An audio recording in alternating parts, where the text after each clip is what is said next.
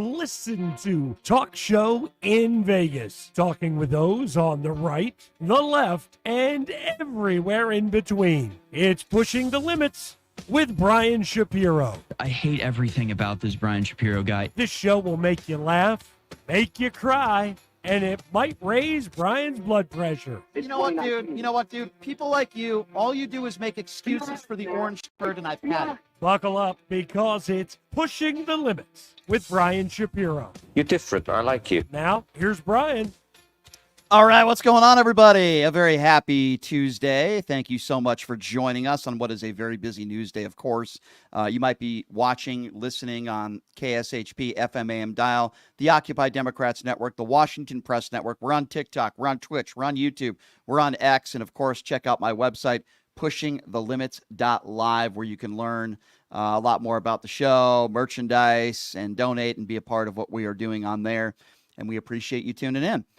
Coming up here in just a few minutes, we're going to be speaking to Trump campaign Deputy Communications Director Caroline Sunshine. The reason why she's coming on, I'm really not going to ask her a lot about Donald Trump, though. J.D. Vance, his vice presidential running mate, is in Vegas as we speak. And he's going to be making a speech here in about an hour or so at Liberty High School, which is in Henderson, Nevada.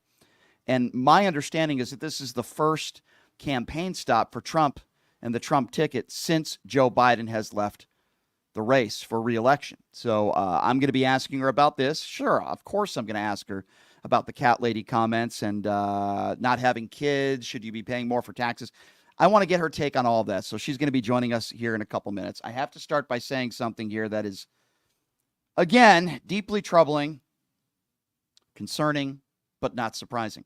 Donald Trump made an appearance this morning on WABC, which is a very conservative radio station in New York City. The host of the show, Sid Rosenberg, is somebody who I think is absolutely despicable. Somebody who used to work alongside Don Imus, the late Don Imus, who openly called black people the N-word, and Sid Rosenberg is probably right behind him on that. So they were criticizing Kamala Harris. And listen, you want to talk about policy, open criticism for anybody is fair game. But Donald Trump, again, was talking about people of the Jewish faith. And he said when she met with Benjamin Netanyahu, you can see the disdain on her face. He said, number one, she doesn't like Israel. Number two, she doesn't like Jewish people. You know it. I know it. And everybody knows it. And everybody wants to say it. No, I don't want to say it because it's not true. Her husband happens to be Jewish. And I've never heard her make any Jewish tropes or say anything to the contrary. Now, if you want to talk about Ilhan Omar or Rashida Tlaib, I would say, well, you're probably right. But not Kamala Harris. Why is he going after Kamala Harris? Because he feels threatened by her, because the polls are showing that the gap is closing. But the part of the interview that I thought was most troubling, and I wouldn't really expect anything different from Sid Rosenberg, because he's a clown and he says a lot of awful things on the air on a regular basis. I mean, the guy worked alongside Don Imus, which is probably one of the worst human beings ever to be on the radio. So Sid Rosenberg said, in talking about Kamala Harris's husband, who again happens to be Jewish, he said, he's Jewish like Bernie Sanders is Jewish. Are you kidding me? Trump goes, yep, yeah. Then Rosenberg goes, he's a crappy Jew. He's a bad Jew. Trump, yeah, agrees. We can disagree with policies. It's fair game. If you don't think Kamala Harris and Joe Biden have done a good job at the border, talk about it. Let's interact about it. We can agree to disagree on certain things, but let's have those conversations. That's fair. But Donald Trump has made the statements over and over again that if you don't vote for me, you must hate your religion if you're Jewish. We heard Charlie Kirk, talking about Christianity, saying that if you vote Democrat, you're not a true Christian.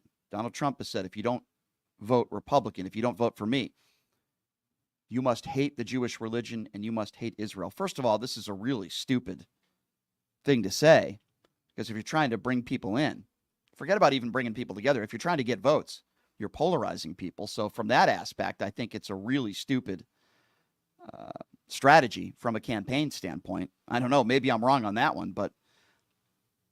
And number two, it's not true. I have my criticisms for Benjamin Netanyahu. I always have, and I think they're at a high point right now. Doesn't mean I hate my religion. Certainly doesn't mean I hate Israel. I disagree with the way Benjamin Netanyahu has handled a lot of things. Doesn't mean I don't support the people in Israel. Doesn't mean I don't believe that they don't have the right to defend themselves. Of course they do. Of course they do. And this tragedy that happened where we had 12 innocent kids that were playing soccer and the next minute they're dead, it's horrible. And it's tragic. And absolutely, Israel has the right to defend itself. But why are you going to go after Kamala Harris's husband and say he's a bad Jew? At a minimum, just don't say anything if Sid Rosenberg brings that up. And I'm not shocked that he did. And I can't say I'm surprised that Donald Trump agreed with him. It's just despicable. And now we're learning about, in the attempted assassination of Donald Trump, that the shooter, days before, according to the FBI in a press conference, or I should say in a meeting in front of the House today, that they believe that the shooter made hateful comments about Jewish people and made hateful comments about immigrants in just days before the shooting. And as I said before, and I say again, a horrible tragedy. An innocent man lost his life. A couple others were killed. Or I'm sorry, a couple others were shot. And Donald Trump is a very lucky man to be alive. It's a horrible situation that should have never happened. And it's absolutely dropping the ball when it comes to the Secret Service. Absolutely. There's no question about that. Why are we going after others because of their religion? Why are we going after others? Why? For those kinds of reasons, which, in my personal opinion, it's uncalled for. It's uncalled for, and it's inappropriate, and it's beneath any campaign to do so. Again, why can't they stick to policy? Have a conversation about policy. Why does it have to be about one's religion or the color of one's skin or what's between their legs? I don't understand that. Meanwhile, while all this stuff is going on, have you heard of this new organization, I guess you could call it that, that's been trending on social media, White Dudes for Harris? They raised $4 million as thousands of white men are rallying, I guess you could say, behind Kamala Harris's presidential bid, including Joe Burrow and some other. Jared Goff is another one that has joined this. They've raised a lot of money.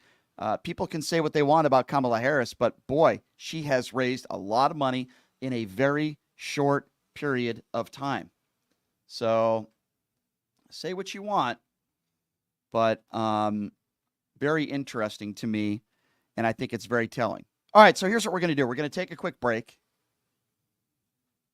And when I believe we are going to have Trump campaign deputy communications director Caroline Sunshine joining us next.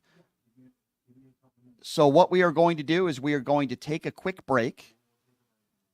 And when we come back, we're going to be talking about J.D. Vance's visit to Henderson, Nevada. So we'll take a quick break. And Caroline Sunshine will be joining us next. We'll be back right after this. You are listening to Pushing the Limits right here on KSHP. Hey, everybody. Are you struggling to find a pizza place that reminds you of Brooklyn? That true blue New York style pie? Well, worry no more. Stallone's Italian Eatery Pizza is a knockout. We're located at 467 East Silverado Ranch Boulevard, just off of Premium Road, half a mile east of South Point Casino, just minutes from the Las Vegas Strip. Come by and grab a slice of pie. Plus, check out our Brooklyn-inspired Italian cuisine. Our sandwiches are super. Hero, that is. Because why be a sub when you can be a hero? Stallone's Italian Eatery is here to serve you phenomenal food, Vegas. Forget about it.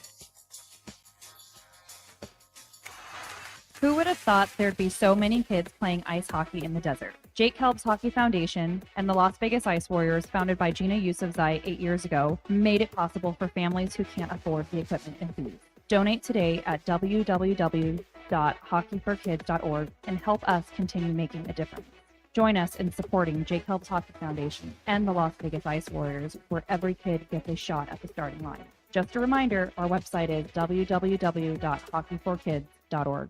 Have you ever dreamed of having your own radio show or a podcast, but just didn't think it was possible? Well, dreams can come true. Radio U. Radio U is a 5-day course that'll teach you how to acquire your dream show. We'll teach you how to host, how to write commercial, how to interview, how to market, how to write a contract, and most importantly, how to monetize your dream radio show. You'll learn from some of the best in the business with over 75 years in broadcast experience. You'll learn from people like me. And the best part? Every single student will be live on the radio as part of the class. Plus, one student from each class will get their very own radio show. You'll be live on the air right here in Las Vegas. Radio U. The 5-day course is being offered at $699. For more information, give Radio U a call. 702-763-5024. That's 702-763-5024. Or check them out at RadioYOU101.com.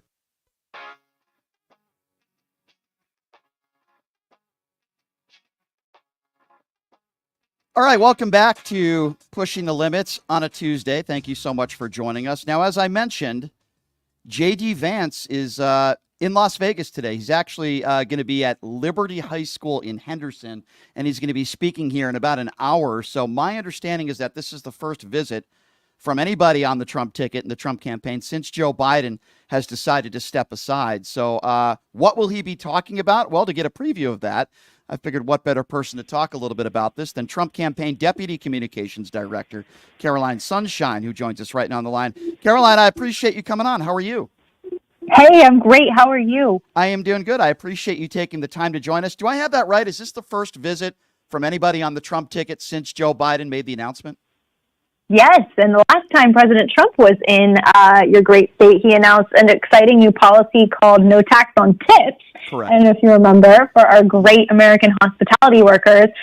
Still a really fun social media trend. I do it all the time. Anytime I have enough time to go out to dinner, I love putting on our receipts, Trump 2024, no tax on tips. But yes, we are so excited to be back in the great state of Nevada. Yeah, so I'm sure you would agree with me. This is a battleground state for both sides, right? I mean, this is a very important key state. With that said, what do you expect J.D. Vance will be talking about at Liberty High School today? Absolutely. Well, we are so excited to have J.D. Vance on our ticket. I call President Trump the great American warrior, Ronald Reagan being the great communicator, who also had a brush with the assassin's bullet. But President Trump's the great American warrior. And in J.D. Vance as his running mate, he has selected a fellow warrior, somebody maybe from a younger generation, but somebody who definitely shares his values and his policies and his worldview. One thing that's interesting about J.D. Vance, he's in his 30s, and an interesting demographic that we see President Trump's message continue to resonate with is actually men in their 30s. Young men in their 30s and even under 30, I think are tired of the toxic masculinity criticisms. They miss the Trump economy, and we see more and more of those men coming over to vote for President Trump, and J.D. Vance is just a tremendous asset to our campaign. All right, across the board, but So, Caroline, you're used to answering difficult questions. This is what you guys do. So I have to bring this stuff up, and probably know what I'm going to. And it's in regards to J.D. Vance. What did you make of those cat lady comments as a female, which I am not? What did you make of those comments? And did you feel like even if the messaging was off, that maybe he didn't word it correctly, because he seems to be doubling down on those statements? What did you make of that? I want to get your take on that. Well, it's what I made of the liberal mainstream media's reaction to those comments. Look, J.D. Vance was speaking authentically off the cuff. Nobody can take a joke anymore. This is part of the problem in American politics. The liberal mainstream media never learns their lessons on two fronts. One, they can never stop lying to the American people or taking successful Republican politicians' words out of context. I've worked for President Trump for years now. I am no stranger to this. They love to take a comment out of context, whether it's bloodbath or childless Kelly. Take your pick. This is what the mainstream, this is is actually a case study in how the liberal mainstream media treats a candidate that they know is an Proposition 1 to their worldview and has policies and ideas and speaks in a way that's actually popular with the American people. They've done this for years now. So also, nobody can take a joke anymore. Nobody's allowed to express themselves freely. Nobody's allowed to just speak their minds authentically. One thing our voters and millions of Americans love about President Trump, and they love it about J.D. Vance too.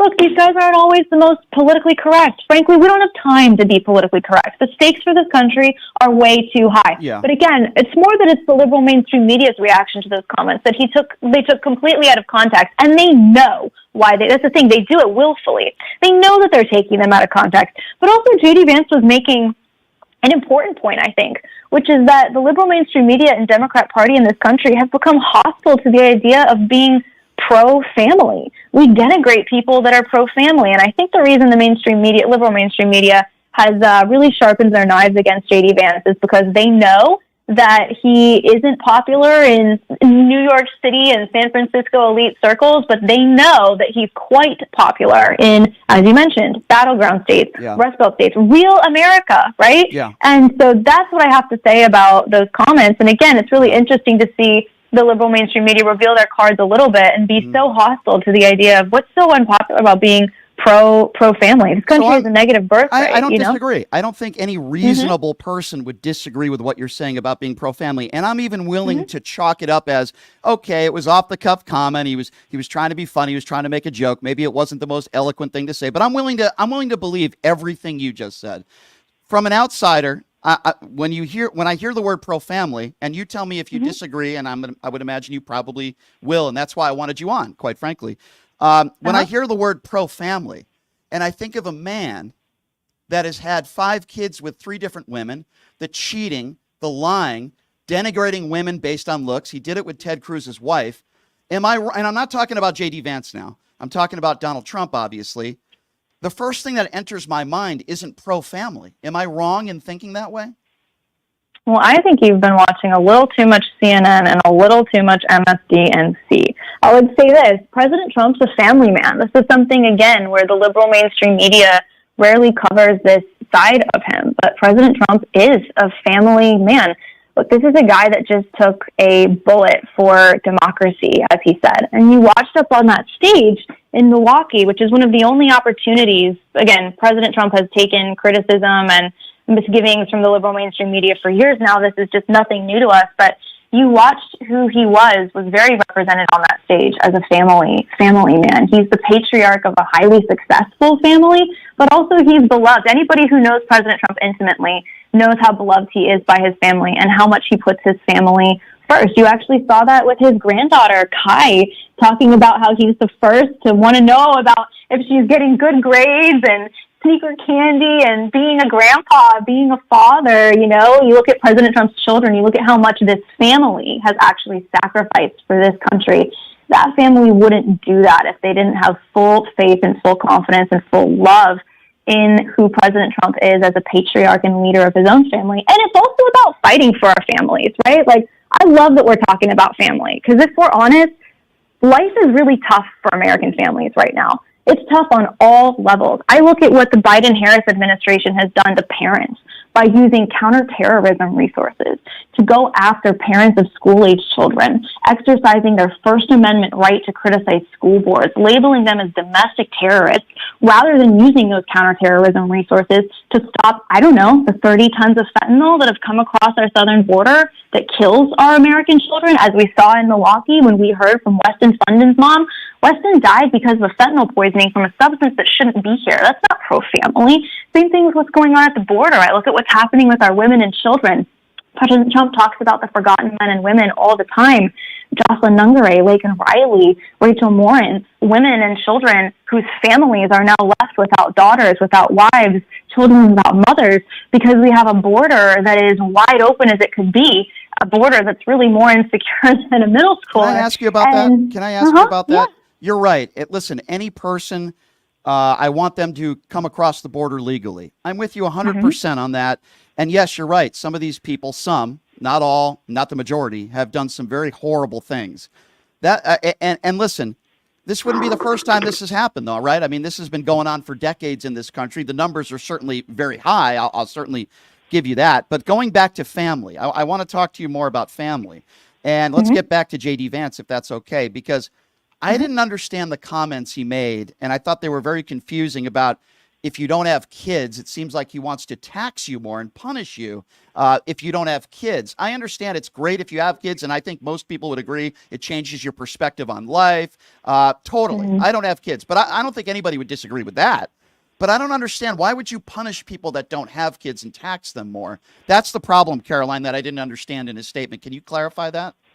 No, again, I'll let also Senator Vance speak for himself. I don't want to get ahead of him. But Sure. what I would say to that as well is, again, it's just more of a textbook case of the liberal mainstream media taking somebody's words out of context. He was making an eloquent point, actually, on Kamala Harris's lack of support for the child tax credit. And again, how when you look at the Democrat policies, the Democrat Party's policies, it's been a long time since it looks like the economic agenda of that party has benefited families or children. I mean, I'm getting texts. These are the kind of text messages I'm getting. I got a text message this past week from a young mom who said when her daughter Bailey was born just 2 years ago, baby formula was at $22 a package. Now it's at $45 a package when she goes to Costco. And this is not a woman who was texting me. She's not overly political. And this was a woman texting me saying, look, I'm just telling you this because I'm having a tough time affording this. I don't know how anybody worse off for me is affording this. Right. So it's really about the fact that we don't have an economic agenda under Kamala Harris, Joe Biden, the Democrat Party, one and the same, that is uplifting our family. It's actually punishing our family. Look at, the average American family right now, right? Under Bidenomics, which Kamala Harris has said, under Bidenomics, she's proud of Bidenomics. Bidenomics is working great. Respectfully, you would have to be as cognitively in decline as Joe Biden or as much of a liar as Kamala Harris to think for a minute that Bidenomics is working for anybody. Because here's the reality. The reality is that the average American family is spending $28,000 extra dollars a year just to afford the basic cost of living. And they're not seeing their wages go up. They're not seeing their salaries go up. People are about to head back to school. They're about to go to Target. They're about to buy colored pencils and some glue for their kids and maybe groceries. And they're going to look at that grocery bill and say, how the hell did this cost me $300? We look at the average American family spending 41% of their total median income just to be able to afford their rent and their mortgage payment. No, listen, I understand. By the way, if you're just joining us, Trump Campaign Deputy Communications Director Caroline Sunshine, nice enough to join us. J.D. Vance is in town today. He's going to be at Liberty High School speaking in about an hour or so. A couple more quick questions for you, Caroline, and we do appreciate your time.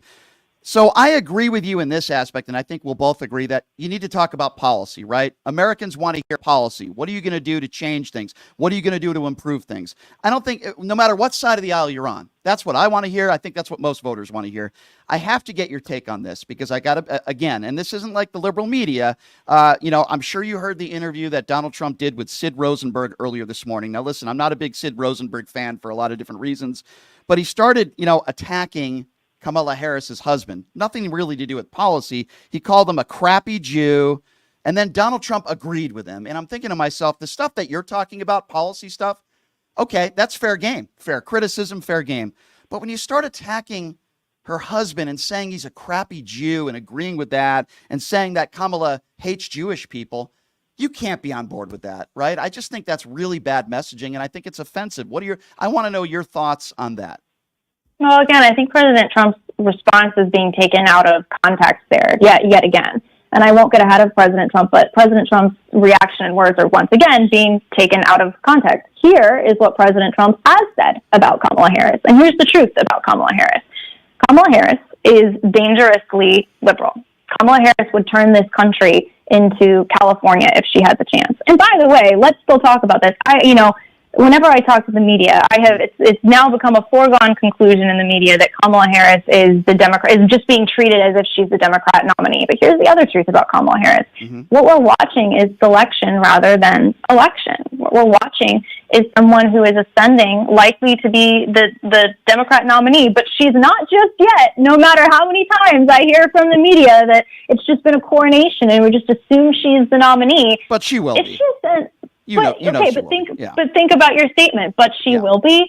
But will she be without a single ballot in her party being cast for her? Because that's selection, not election. That's a coronation. That's fundamentally undemocratic. That's not how we do things in this country. Look, and I know exactly why it's being done. We know exactly why it's being done. Because Kamala Harris, when she ran for president the first time, couldn't crack 2% in her own party's primary. There's a reason she didn't make it out of Iowa. You watched Tulsi Gabbard on that debate stage within 45 seconds really end Kamala Harris's chances at the presidency. But that's because the truth about who Kamala Harris is somebody who's far more liberal than Joe Biden. So wouldn't you want her? Wouldn't you want her to be up there then? If you're saying, yeah, and you're right, she got 2% when she ran for president. Wouldn't the Trump campaign, and wouldn't you want her to be that person running for president then? Why are the polls tighter than they were when Biden was still, running for re-election then, if that was the case? Well, yeah, respectfully, the polls are not tighter. Actually, President Trump beats Kamala Harris by more of a margin than he beat Joe Biden, as we're seeing in battleground states. That's also likely to continue, as we're seeing the honeymoon phase and the Hillary Clinton treatment that the liberal mainstream media is giving Kamala Harris isn't really working, especially in battleground states, especially in Rust Belt states. And that probably has to do something with the fact that when people in Pennsylvania and Wisconsin and Michigan find out that Kamala Harris would like to ban fracking, that she'd like to continue Joe Biden's electric vehicle mandates that will ship the entire U.S. auto industry to China, that she would like to defund ICE, that she's okay with bailing out rioters who tear down our statues and commit violence. And those are, there's a difference between protest and acts of violence. No, I understand when that. you find out that that's who Kamala Harris is, the bottom on her poll numbers really falls out. And I think that's, again... You're not going to get an argument. I'm sorry to interrupt. I was just going to agree with you on something. You're not going to get an argument from me on the fracking stuff. You're 100% correct on that. And I'm on your side there, 150%. You don't have to convince me. Going back to this, and then I'll move on to one more question. It's very important that I don't take things out of context. I take that very, very seriously, okay? I know a lot of networks don't. Donald Trump said, quote, today, she dislikes Jewish people and Israel even more than Biden did.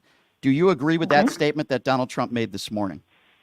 Well, we can talk about Kamala Harris's actions. We could talk about the fact that when Prime Minister Netanyahu came to address the U.S. Congress, Kamala Harris was nowhere to be found. We can address the fact that Kamala Harris has stood with Palestinian protesters who will raise the Palestinian flag over the American flag. I don't think many people would say Kamala Harris has been a strong ally or a friend to Israel at all. In fact, I'm sure it was her likely future Secretary of State, potentially Ilhan Omar, who may have advised Kamala Harris not to be in D.C. She was far away in Indiana attending an event. When you know how politics works, you know the optics of that. But what I will say is how President Trump has stood with Israel, our ally. I mean, the stakes couldn't be higher this election on a number of issues, but one of them, of course, is foreign policy. Let's not forget, under Joe Biden and Kamala Harris, we see war in the Middle East and in Europe with no end in sight. Israel, of course, being involved in one of those conflicts. You contrast that with under President Trump, we had peace deals being signed in the Middle East. We had peace deals, the Abraham Accords. Those are historic agreements between Israel and Middle Eastern countries for the first time ever, bringing peace in the Middle East. That's good for Israel. That's good for the Middle East. That's good for the world. And I'm sure you would agree with me, the 12 innocent children that died the other day on that soccer field is a horrible and horrific tragedy. We're obviously in agreement there. You're not going to hear me defend Ilhan Omar. In fact, I don't think she should be a congresswoman. I do believe she's anti-Semitic. I just don't believe Kamala Harris is. But if you want to talk about policy, again, I think that's very fair game, Caroline. Very fair game. And again, I'm just coming from a registered independence perspective here. I wish Donald Trump would talk a little bit more like you and stop making it personal and attacking her husband and saying she dislikes Jewish people. Why can't he just talk about policy like the way you are? Again, I think you're taking President Trump's words out of context, but that's typical. What we see in this country is, that's part of how things get covered. But I do think President Trump's words are being taken out of context. And I think that if you look at his actions, you really know where President Trump stands on all of the issues. Fair enough. Okay, last question for you, Caroline. And it's going to be about a debate. I think America wants to see Kamala Harris on a stage with Donald Trump. I certainly do. And we hope it would be productive. We hope it wouldn't be about, personal stuff or insults. So you know what I'm going to ask you next. Donald Trump has been back and forth on this. He says he wants to do it, but he wants to do it at a different network. He wants, he wants the rules to change a little bit. What's your perspective on this? Is it going to happen? Are we going to see this debate when? And what do you think is going to happen in the future here? Well, again, I would correct the record that President Trump has not gone back and forth on this. The Democrat Party and liberal mainstream media would like to push that narrative, would like you to believe what's true, but here's what's actually true. What's actually true is that just a little over 3 weeks ago, which I'm sure feels like an eternity for the American people, Donald Trump debated Joe Biden. And President Trump's debate performance was so dominant, and there was such a clear contrast on that stage, that the result was that the Democrat nominee for president, who also happens to be the sitting U.S. president, had to drop out of the race. You can fact check me, you can correct me if I'm wrong, but I believe that's unprecedented in American political history, ever, going all the way back to 1776, that a debate performance can be so decisive, a total knockout, if you will, that the result is the nominee of the opposing party having to step down. So let's be very clear. The Democrats know this as well as does the liberal mainstream media, because their credibility is as much on the line as anybody, because it was the liberal mainstream media and Democrat Party that for the last 4 years told the American people, Joe Biden's fine, he's sharp as a tack, everything's great, he's doing cartwheels, don't believe your lying eyes. Of course, nobody was more party to that or had more of a front row seat to that than Kamala Harris herself, who, as she has probably said, was often the last person in the room. That means the last person in the Oval Office, last person in the Situation Room, last person in the West Wing in general, making the most important decisions of Joe Biden's presidency, among them his abysmal withdrawal of Afghanistan. So again, her record is his record. When you talk about the debate, let's look at what's happened since. Again, Kamala Harris is not yet, the Democrat Party currently is a ship without a captain. There is no nominee at the top. So when a nominee is hopefully elected rather than selected, President Trump's happy to debate anytime, any place, anywhere. But the Democrat Party has been left in such a state of chaos and disarray because of President Trump's previous debate performance that when they get their act together, we'll be there. But so, like I said, it's really historic and unprecedented. And actually, like I said, let's just remember the last time President Trump was on a stage with the Democrat nominee for president, it ended up ending their political career. It's very likely that President Trump may have not just the honor of defeating one Democrat nominee, but two Democrat nominees in the same year. I think it depends on who you ask, right, Caroline, whether it was a dominant performance or Joe Biden is just old and he did a very poor job. It depends on who you ask on that. But I will ask you this, September 10th, are you going to go by that original agreement? Is this going to happen on September 10th? Will there be that second debate? Because Kamala Harris has already been on the record and said she's ready. She'll do it. Go by the original agreement. I mean, I think it's a fair question. Like, will Donald Trump go by the original agreement that he had with Joe Biden with Kamala Harris? I guess that's my question. Will the Democrat Party behave in a fundamentally democratic manner and let their voters, rather than the liberal mainstream media and Democrat Party bosses, select rather than elect their nominee? That's the question that should be being asked. But the best part of my job is that I work for President Donald J. Trump, and I would never get ahead of the president, and I would tell you that stay tuned. But President Trump, when he speaks, you know what he means. When the Democrat Party gets their act together, when they decide to return to behaving like a democratic operation instead of staging a coup in their own party, we're ready. Well, Caroline, I will say this in closing. I really do appreciate you taking the time to join us and answering all these questions. I appreciate your perspective, and we'd love to have you on again before the November elections. I think we both could agree it's going to be a very interesting next 4 months or so politically. Maybe, I don't know how old you are, but I'm 44 years old, and I can't imagine a more telling time than the times we're in right now. So many people are involved politically now that were not involved 10 years ago. It's just incredible. But I'm going to go to the J.D. Vance event after the show today. And I say again, I appreciate you taking the time, and we'd love to have you on again down the road. Caroline Sunshine, thank you so much for your time. We appreciate you. Absolutely. All right, have a good one. That's Trump Campaign Deputy Communications Director Caroline Sunshine. Obviously, I didn't agree with everything that she said, but, I want a different perspective. And I believe I got that, and then we'll let the listeners decide. I do want to take a break, and when we come back, so we've seen this trending, right? Don't worry, by the way, we will be taking calls coming up in a little bit here, but we're going to get through some audio next segment. We've seen this trending on social media, and Kamala Harris, I guess she started it. Republicans are weird, trending on Twitter, trending on X. Well, we have some audio to play for you when we come back. Are Republicans weird? We'll talk a little bit about that and, of course, get some reaction from that interview that I just did with Trump Campaign Deputy Communications Director Caroline Sunshine. We will take a quick break, and we'll be back right after this. It's Pushing the Limits right here on KSHP. Who would have thought there'd be so many kids playing ice hockey in the desert? Jake Kelb's Hockey Foundation and the Las Vegas Ice Warriors, founded by Gina Yusufzai 8 years ago, made it possible for families who can't afford the equipment and fees. Donate today at www.hockeyforkids.org and help us continue making a difference. Join us in supporting Jake Kelb's Hockey Foundation and the Las Vegas Ice Warriors, where every kid gets a shot at the starting line. Just a reminder, our website is www.hockeyforkids.org.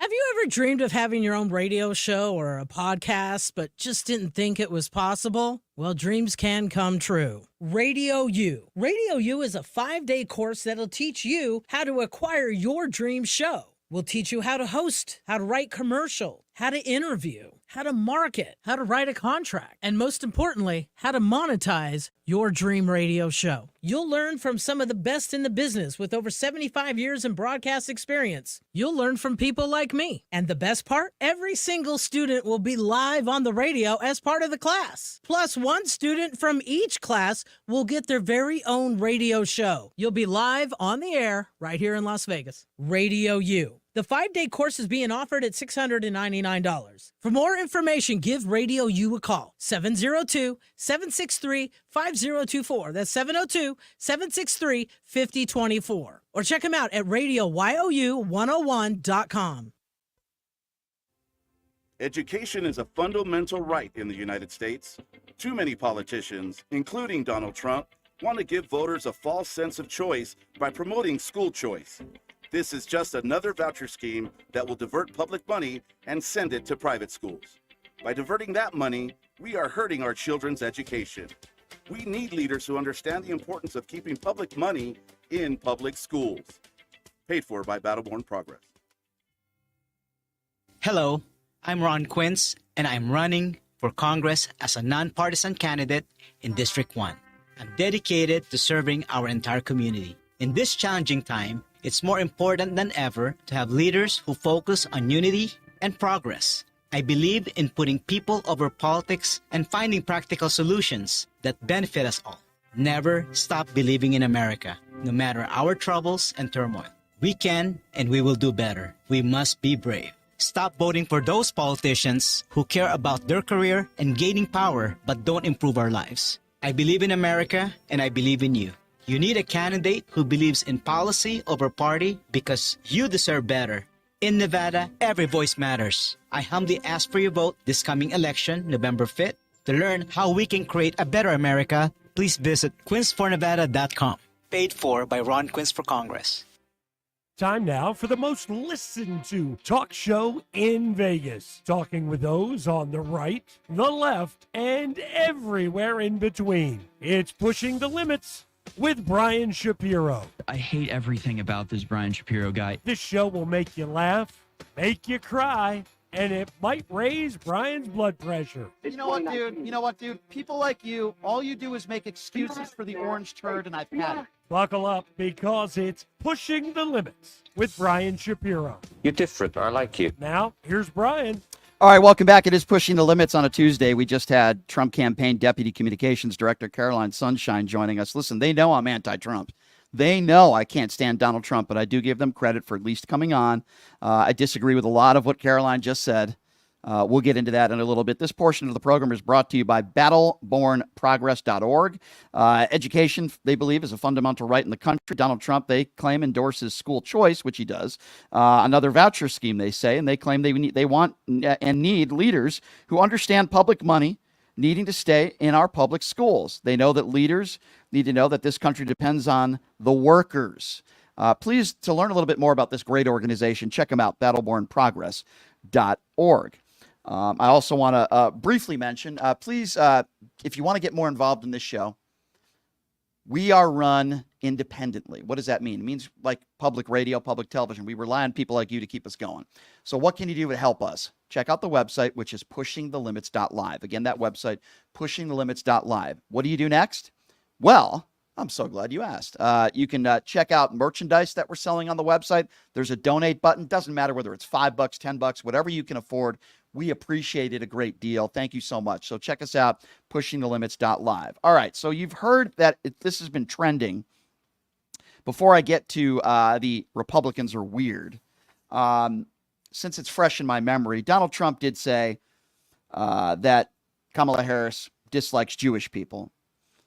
And then he agreed with the host on a morning show today that Harris's husband is a crappy Jew. I wasn't taking anything out of context. So I understand that that's an excuse, and Republicans want to put themselves in a pretzel when they say, oh, the liberal media, you're taking Donald Trump out of context. No, I take that very personally. I'm not taking anything out of context. Donald Trump agreed with the host who said that Harris's husband was a crappy, bad Jew.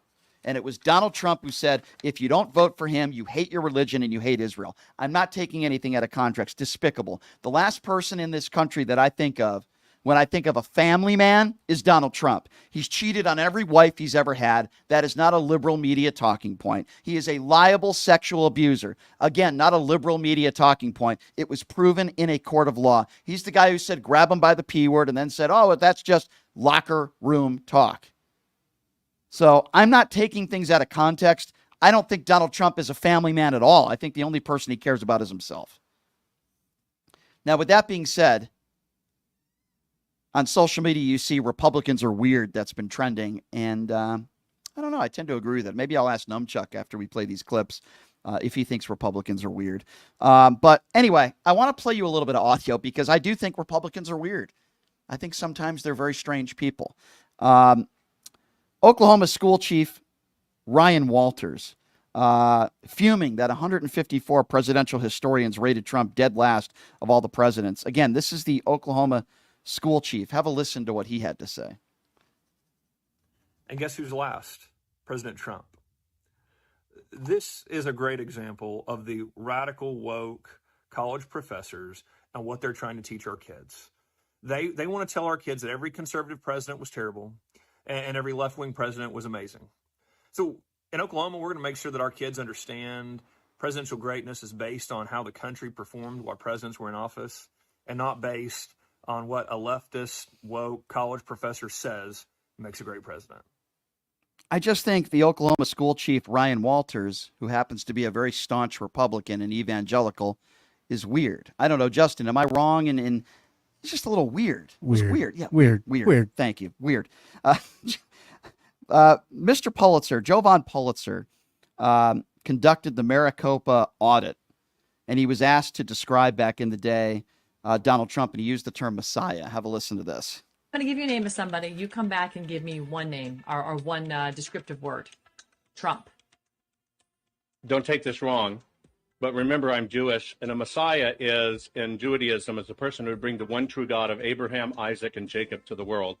A Messiah means a great leader, a great prophet. I believe that Donald J. Trump is a Messiah for what's called the New Jerusalem, which is the United States of America. He was it, and he opened everybody's eyes. That's the only way I could describe him. He's that's not weird at all. I don't know. There you go. Jovan Pulitzer, who conducted the very successful Maricopa County audit, just described Donald Trump as a Messiah. I don't know, Justin. That just seems a little weird to me. I don't know. Very weird. Weird. Yeah. Weird. Weird. It's weird. Yeah. How about Lauren Boebert? Let's talk about Lauren Boebert. If she's not giving a guy hand pleasure in a open forum Beetlejuice public play, listen to what she has to say about God. But I went on to defeat a 5-term Republican incumbent. I am a...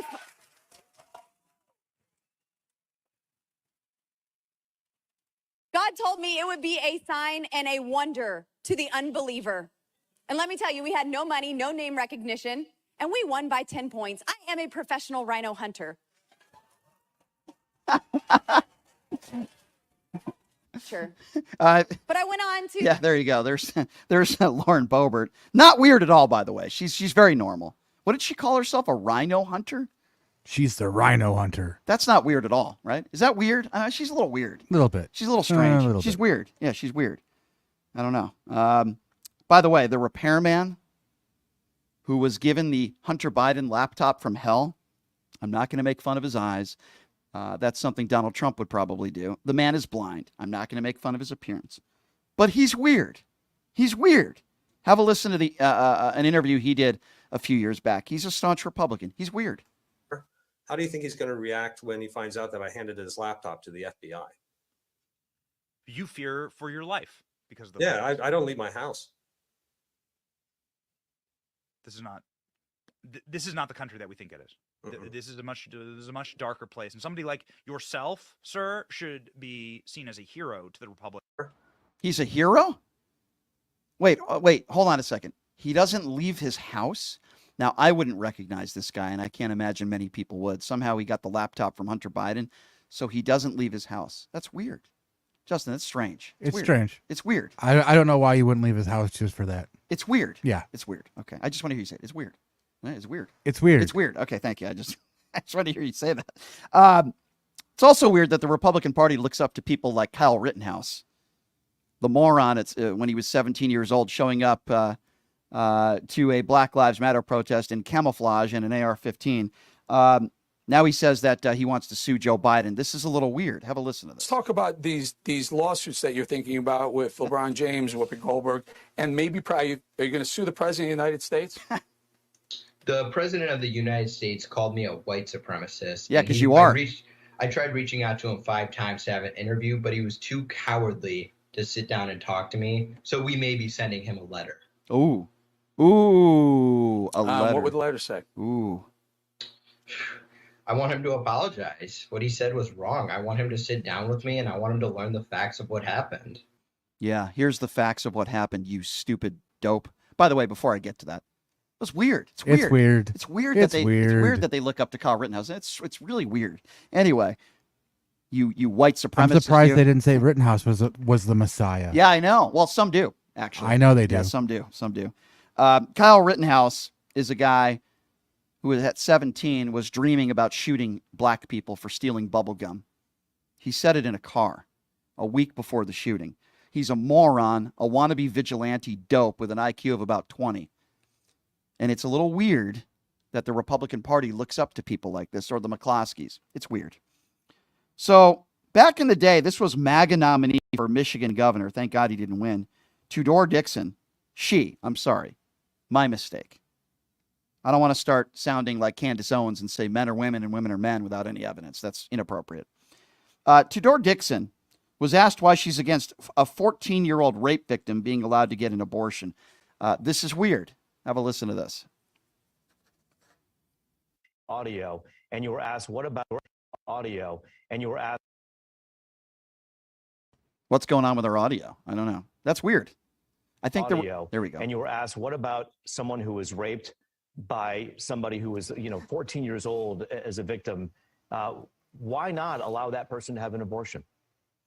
I've talked to some other legislators about this, and they've met the same people that I've met who've told their story of once this child knew they were in their second or third trimester. And I am that child, that I've talked to those people who were the child of a rape victim, and the bond that those two people made, and the fact that out of that tragedy, there was healing through that baby. It's something that we don't think about. The bond that rape victims will have with their babies is what Tudor Dixon was talking about. I find that to be very weird. Weird, and I'm sorry for the weird audio. Yeah, that was weird audio, too. Everything's very, very weird. I don't know. The Republicans are weird. Speaking of weird, I know you're a Swiftie, aren't you, Justin? You're a Swiftie, right? Yeah, she's a very screams me, doesn't it? Talented, good-looking gal for sure. And Senator Marsha Blackburn, again, shocker, another Republican, is continuing her running feud with Taylor Swift. It's weird. Have a listen to this. Entertainers and say, if we have a socialistic government, if we have Marxism, you are going to be the first ones who will be cut off, because the state would have to approve your music.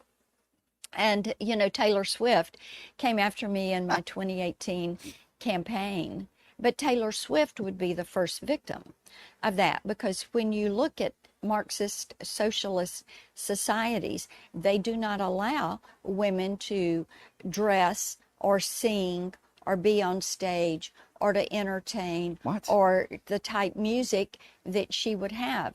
They don't allow protection of private intellectual property rights. What the hell is she talking about? That's so weird. You know what she needs to do? What? She needs to just shake it off. She does. Shake it off.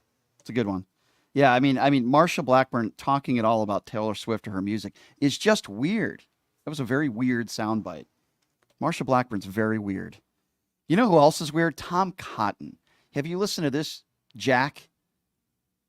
Oh my God. Listen to him talking about the January 6th Capitol riots. Tom Cotton is just a weirdo.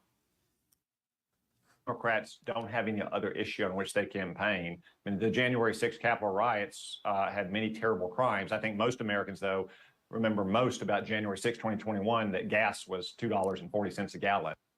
Yes, that's what it is. Let's talk about gas, which is $2.40 a gallon. Tom Cotton is a weirdo. He's just, you know who else is weird?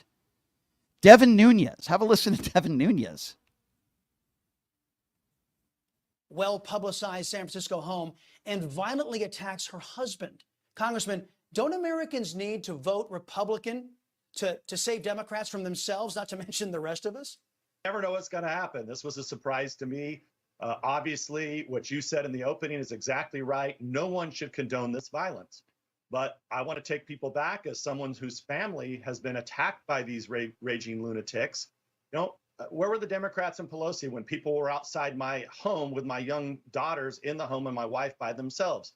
Where were they when they targeted my 98-year-old grandmother? Where were they when Antifa showed up on my family's farm? This is all stuff that the Democrats have continued to allow to happen, whether I could go into the Supreme Court justices' homes, et cetera, et cetera. It's very strange. Devin Nunes, when asked about the Paul Pelosi attack, talks about allegedly, and there's no evidence of this, that Antifa was on his family farm. That's very weird. I didn't know Devin Nunes owned a farm, but Devin Nunes is very weird. Very weird. Very weird. Very strange. You know who else is really strange? The Nazi himself. Yes, I'm going to call him that. Stephen Miller. Steve Miller is very weird. Stephen Miller here, president of America First Legal.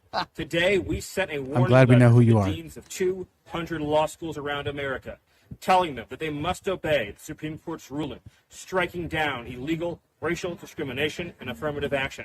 If they try to violate, circumvent, bypass, subvert, or otherwise program around that ruling, we are going to take them to court. We are going to hold them to account. Stephen. Yeah. Thank you, Stephen. We know who you are. Stephen Miller's very, very weird. Would you agree? Now, do you walk around saying, Brian Shapiro here? Hey, everybody. Brian Shapiro here. I am talking like a robot because I am like Stephen Miller, a white supremacist sympathizer. Oh, my God. That guy is so strange. Stephen Miller is a Republican, and Steve Miller is very weird. There's a lot of weirdos that show up to these Trump rallies, you know, and I could play you thousands of clips from all of these, you know, Trump rally goers, but I'm just going to play you a few, and here's one of them right here. Dara and Doug, who I am told flew from Phoenix, Arizona, all the way to New Hampshire just to see President Trump today. You guys, that is amazing. What brought you here, and why do you love President Trump so much to fly all the way across the country to see him? I've been following Trump since 2015. I started hearing his views on just the basic principles of America, and I believe in it, and he fights for us, and I want to fight for him 100%. Amen. Amen. Hallelujah. Praise Jesus. Really care when he's on stage, his presence of when he's talking to us, his patriots.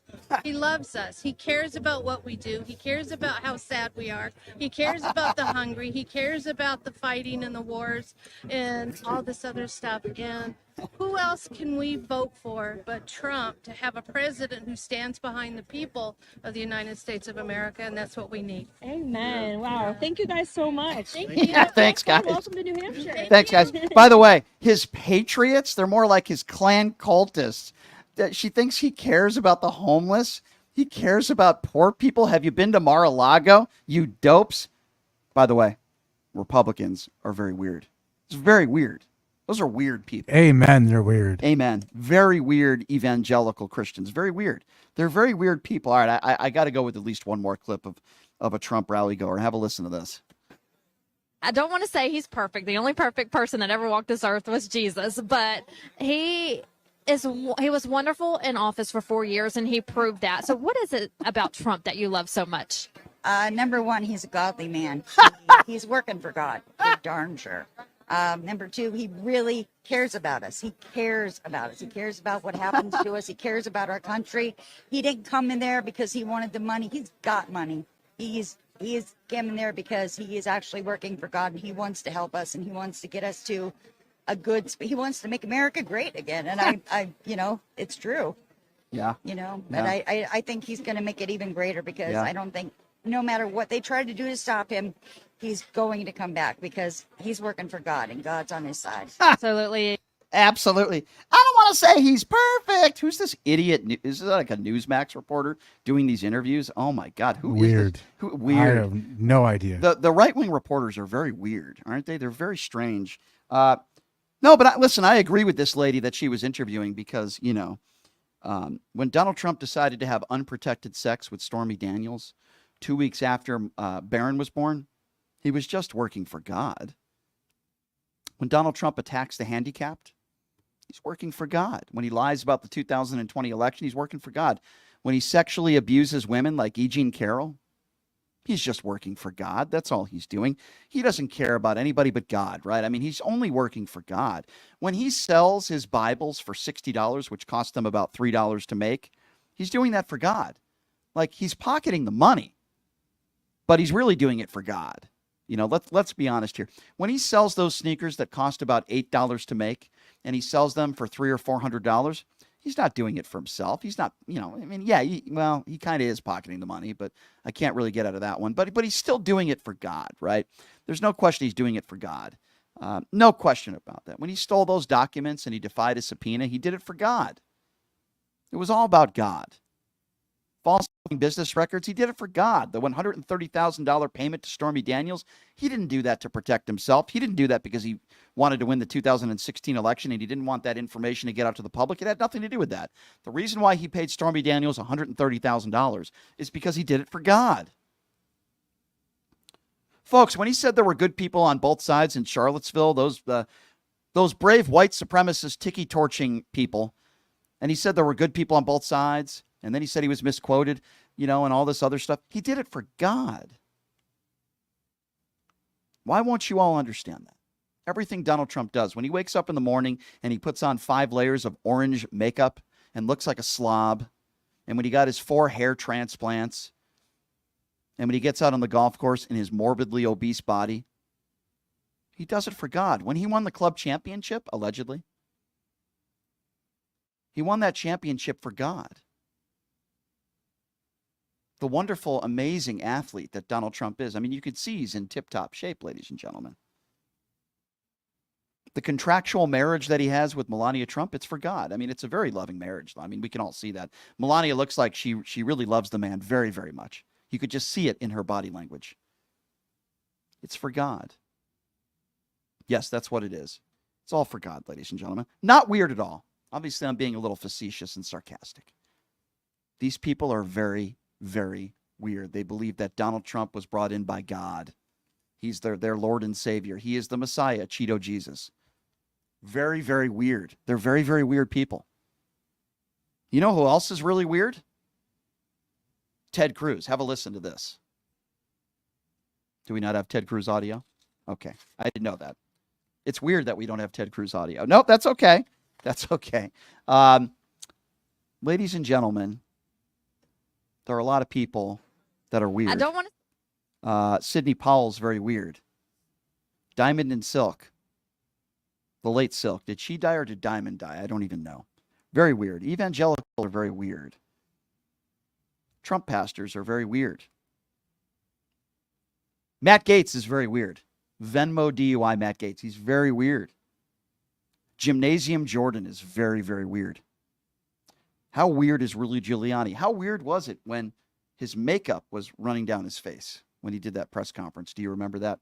Rudy Giuliani is very weird. John Voight is another one, another right-winger nut job. Very weird. Charlie Kirk. How weird is Charlie Kirk? Charlie Kirk is very, very weird. He's a really strange guy. Mike Lindell, the MyPillow idiot. I mean, the drugs fried that guy's brain. He's very, very weird. Tucker Carlson, very weird guy. General Flynn, very, very weird. I mean, the list goes on and on. QAnon, they all follow QAnon. Very, very weird. Alex Jones is a weird, weird guy. All right. I do want to go back to Ted Cruz really quickly if I can. If he's not hanging out in Cancun when his state is in a state of emergency, yes, Ted Cruz is very, very weird. Left is so bad. They're so unhappy. They're so pissed off. And by the way, if you were a liberal woman and you had to sleep with those weenies, you'd be pissed too. Are we calling them weenies now? Weird. Who Weenies. uses weenies? By the way, I'm sure Mrs. Cruz is very, very happy with Ted. 100%. Very manly man. Yeah, you got Dracula on top of you. Very weird. You know who else is really weird? I'm so glad you asked. He's not pumping up his fist on January 6th and then running like a little girl. Josh Hawley is very, very weird. We be surprised that after years of being told that they are the problem, that their manhood is the problem, more and more men are withdrawing into the enclave of idleness and pornography and video games.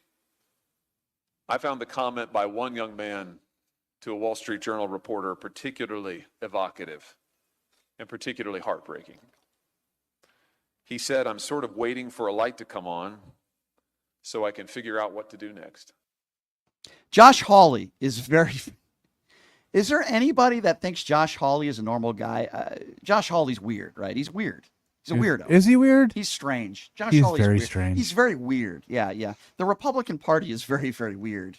I guess that's the point that I was trying to make, ladies and gentlemen. And I can play you many more cuts and audio. Josh Hawley's just really weird. The Republican Party's really weird. They want to ban books. They're obsessed with gay people. They're obsessed with the trans community. They're obsessed with gender-neutral bathrooms. They're obsessed with sex.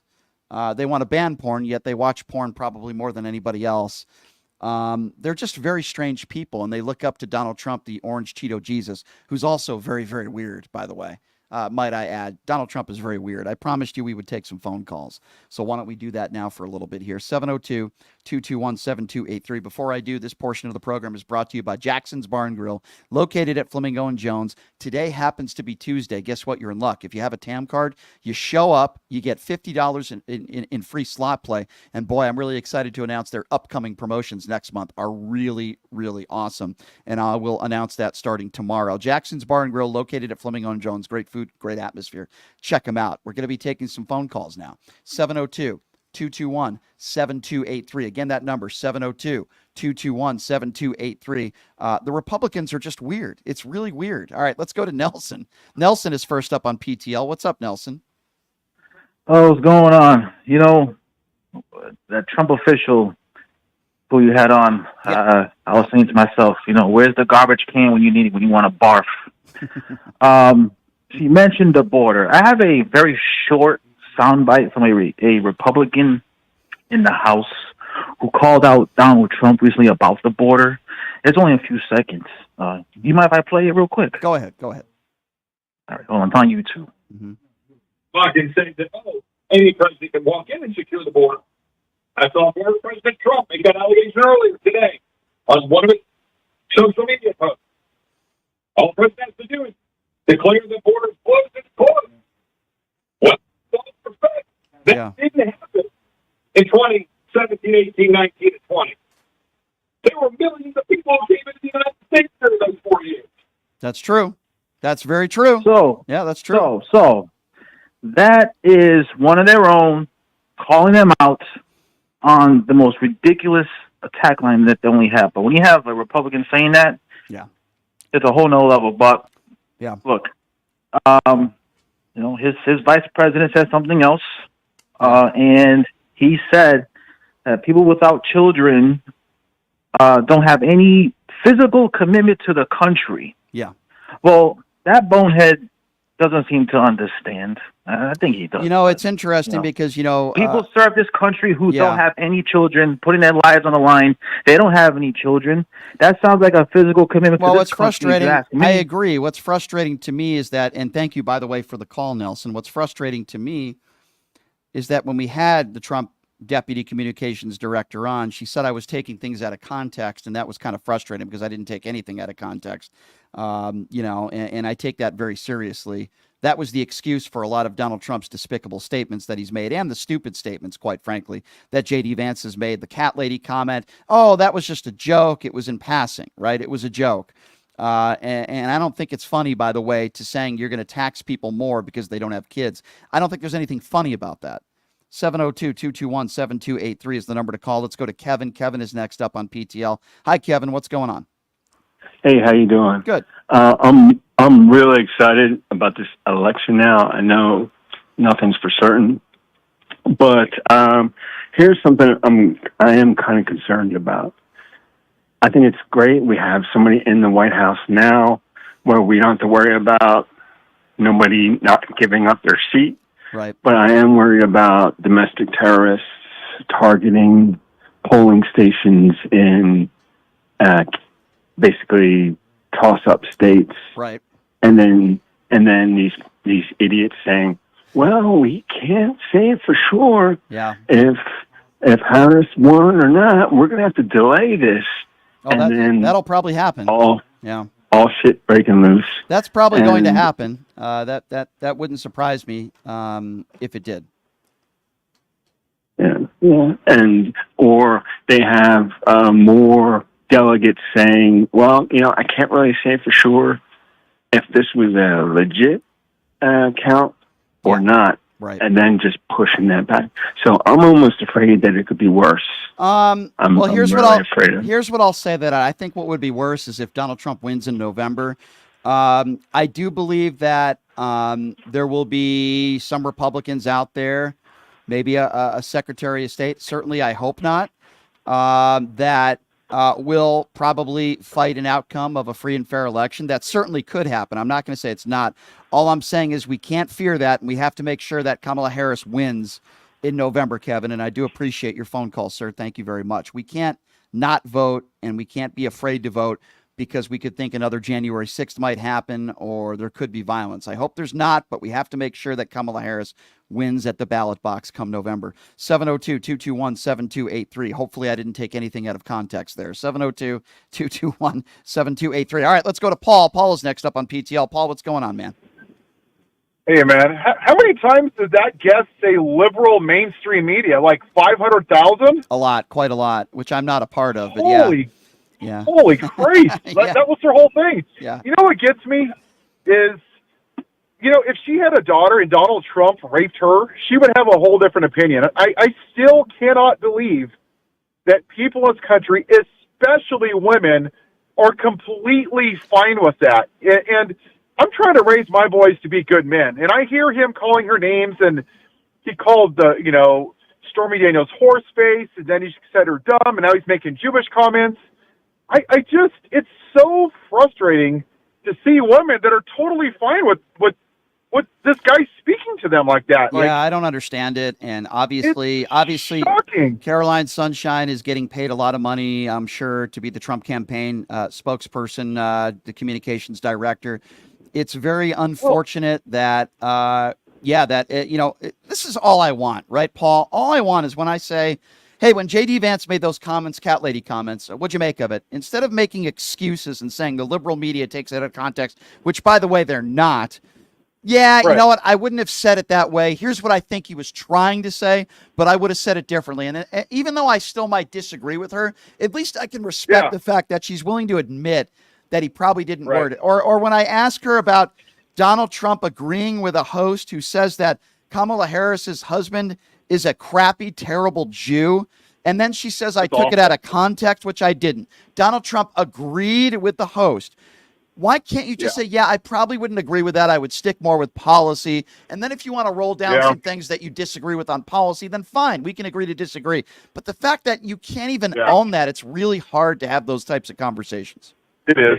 Yeah, I just can't get over the fact that, listen, I had an aunt that went through that. And the fact that women, especially someone like her who seems intelligent, that's fine with him raping women and cheating on his wife with a porn star is just, I don't care what his policies are. He's just a bad human being. Agree. I'm with you on that. Like, I don't give a crap about his policies. Oh, but I will say this on the good side. I was on one of those calls last night, the White Dudes for Harris. There was 160,000 dudes on there. Wow. And we raised $4 million on that call. That's great. Didn't I hear something that Elon Musk took it down or something? The the social media page or something? Yeah. He blocked their social media page for a couple hours because he didn't want people advertising. Yeah, the guy that's for free speech, the damn hypocrite. Oh, he's the worst. Yeah. He is. But I'm just and I know it's hard to see the light at the end of the tunnel with the crap that's going on. And I've never been a big political guy until this last couple elections, but this election and what I'm seeing online, and especially with like women of color, they're just so encouraged, and they were really worried, like the people like the look like you and me, yeah, that we're engaged, we're standing with them. It's not like, you know, when it was like John Lewis and Martin Luther King, it was, you know, their black brothers and sisters just standing with them, and we didn't do it. Now it's like, you know what, this isn't right. Yeah. Like I feel like, and maybe I'm wrong, I feel like this is an inflection point, and a lot of young voters, and a lot of women, and a lot of people that look like you and me, they're just energized. And it's not like we're always voting for the lesser of two evils. I feel like I don't know. He's a good, decent candidate with good policy. I'm really going to like tell you something. I'm going to tell you something, Paul, about Kamala Harris personally that impresses me a great deal. There's a lot that impresses me about her, but the fact that she's raising two children, she's the stepmom, and the actual mom has had nothing but praise about Kamala Harris. I mean, how many family situations where you see where it's the opposite? I think that speaks volumes of the person that she is, the wife and the mother. And to me, that is number one, and that is so important. Nobody has ever said anything like that about Donald Trump and X. Oh, yeah, he's such a wonderful father. He was a great husband, please. We all know Melania hates him more than I do. It's a joke, Paul. Hey, I appreciate hearing from you, my friend. Thank you, Paul. All right, you have a good one. 702-221-7283. By the way, I'm going to try to get out of here at the end of the show and go to the J.D. Vance event, and I have 3 questions for J.D. Vance. My first one would be, do you still think Donald Trump is the next Adolf Hitler? Have you sexually assaulted any couches recently? And, is your wife a cat lady? That's what I plan on asking him today. I don't know if they'll let me get close to him, but if I can, that's what I will ask. 702-221-7283 is the number to call. Why don't we go to Rhonda? Rhonda is calling up next on PTL. Hi, Rhonda. What's going on? Rhonda, do we have you? Go ahead. Yes. Yep, go ahead. We got you. Go ahead, Rhonda. Okay. It's Rhonda from Indiana. I called a couple days ago. Thank you, Rhonda. And I do agree about Pete Buttigieg, but I don't think America's ready for him. Maybe not. I don't know. Maybe. Yeah. His time will come. Mm-hmm. But the point I wanted to make today was I happened to watch The View. Mm-hmm. I don't know if you ever watched that program. They played my interview with Robert F. Kennedy Jr., so, I was forced to watch it. But, they're okay. They're okay. Yeah, they're okay. I like them more now than I used to. Mm-hmm. But they had Fred Trump on there, which was Mary's brother. Oh, geez. And he has a new book out, and he was talking about how he was cheated also by Mr. Family Man, Trump, and that he was he didn't get his trust funds, and he was relying on the money that he did have for his disabled son. Yeah. And now all of a sudden he didn't have any funds, and he went to Trump about that. You know what he told him? Let him die. Don't tell me that's something that a family man would say. God, that is just horrible. But you know what they would say? Oh, that's spinning. That's the liberal media. It's spinning. Maybe that's what Caroline Sunshine, who we had on, she'd say that's just a spin. That's just that's an example of the family man there. Yeah, I mean, listen, anybody who can say with a straight face that Donald Trump is a family man is either a complete idiot or they're getting paid a lot of money to lie. There's no reasonable person in this country that would say Donald Trump is a great father and a great husband or even a decent human being. Look at what he did. He did this. He helped this person. Okay, in your life you can do some nice things and still be a horrible person. I'm sure Jeffrey Dahmer did some nice things in his life too. Doesn't make him a good person. Donald Trump is a sexual abuser. Look at the way he's treated women his entire life.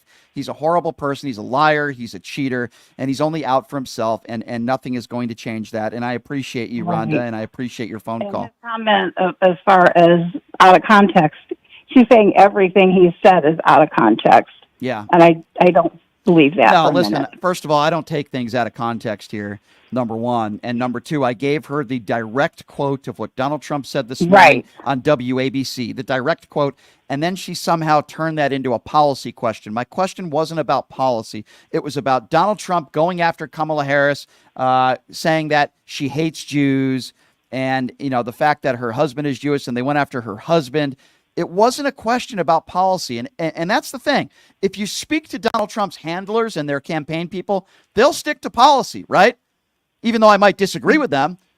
But if you ask them anything personal, they'll just go straight to policy. Donald Trump is the opposite. You ask him anything about policy, he can't answer it because he's stupid, and he'll go personal. It's the opposite of what everybody on the campaign does. They'll stick to policy because it's their job, and Donald Trump will only go personal. I mean, it's ridiculous, but that's what they do. I've interviewed several of their campaign directors, Caroline being one of them, and I do appreciate her coming on, but they'll stick to policy. But when I ask them something personal that Donald Trump said, they don't want to have it. They don't want to answer it directly. That's very frustrating. 702-221-7283. Thank you for the call. Let's go to Anthony. Anthony is next up on PTL. Hello, Anthony. Hey, Brian. My man. What's Brian, up? I'm going to just say it like this. It's what you say all the time. I agree totally, and a whole lot of people agree. It's a cult.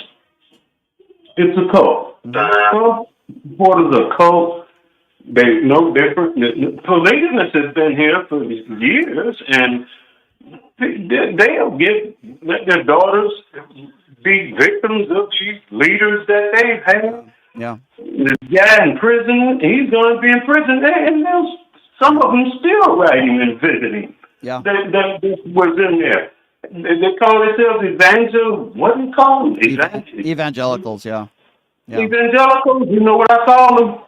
He that follows goes. Yeah, I mean, that's what they do. They'll go. I'll tell you what, I'll call them rape supporters. That's what they are. Orange turd supporters, felon supporters. They want to attack the gay community. They want to attack the LGBTQ community. They want to attack transgenders. They want to talk about God and how holy they are and how great they are and how wonderful they are, but yet they'll support someone who is the ultimate sinner in Donald Trump. They're absolute hypocrites, and it makes absolutely no sense to me, and you're 100% right, my friend, Anthony, and it's good to hear from you. Thank you for the phone call. 702-221-7283, 702-221-7283. Let's go to Mark. Mark is next up on PTL. What's up, Mark? Hey, Brian. As you know, every time I call in, I'm just about 100% in agreement with you. Mm-hmm. And today, I get the feeling when I tuned in, I was listening to a Fox News host. That's what I portrayed you as. Well, what did I say? You, what did I say that was Fox News? Kind of like agreeing, I agree with you on the border with this, and I agree with you about being family man, and I agree with you about that. No. Hold on. Pushback, Brian. Hold on. Brian, not one pushback. Well, I disagree with you. First of all, when we were talking about family, okay, I agree with her that family is important, and I told her that most people would agree with her that family is very important. Hold on. Hold on. But I also did you hear what I said? I mean, I didn't agree with her on what she said about Trump. I said most people would say that when you listen to someone who's a family man, the last person they would think is a family man is Donald Trump, with 5 kids, with 3 ex-wives, and the cheating and the lying. So that is pushback. So I said that to her. So I completely disagree with her. I'm also not going to go on the air and say, you're an idiot, you're a liar, you're a moron, Trump is a rapist, because then I'm not going to get any Trump surrogates to come back on again. There's a way to do pushback without insulting them. Obviously, the last Trump surrogate I had on, she started to insult me, and that's when things went downward, and then, I insulted her. But as long as someone's going to be respectful to me, I'm going to be respectful to them. Doesn't mean I'm not going to push back. I didn't agree with everything she said, and I did give her pushback. Brian, it sure sounded like you were in agreement with a lot of things she was saying. What? And there was a lot of people on social media, on YouTube, and a lot of people were angry with you because when is Brian going to do anything? When is Brian going to say anything? Okay. And I was in agreement with a lot of these people. I don't. My question to you is, I knew what kind of perspective she was going to give.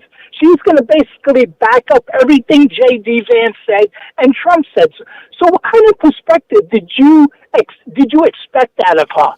I asked her about the cat lady comments. I asked her about the no kids tax comments, which are been in the news. I asked her about that. I asked her about the Trump comments this morning about attacking Kamala Harris and Kamala Harris's husband in regards to being a bad Jew. I asked her about that. I disagreed with her when it came to the family stuff. Perspective did So, you think you were going to get? What kind of perspective did you think you were going to get? I'm trying to understand. Defending them, basically. No, I wasn't. I wasn't defending. No, she was defending them. Of course, she's them. she's the campaign deputy communications director. Of course, she's going to do So that. what perspective did you think you were going to get? Other So you than don't that? think? So you don't think I should interview people that I disagree with? I'm trying to understand what. No, bring them on. But you seem to attack others relentlessly when they lie. This one, you kind of like sat back and took shot after shot. I'm mind boggled over that. I disagree. Whole interview. I disagree with your characterization. Okay. I disagree with you. There was a lot of people that were angry. Well, with you, there's Brian. a lot of people. One more thing, Brian. Yes.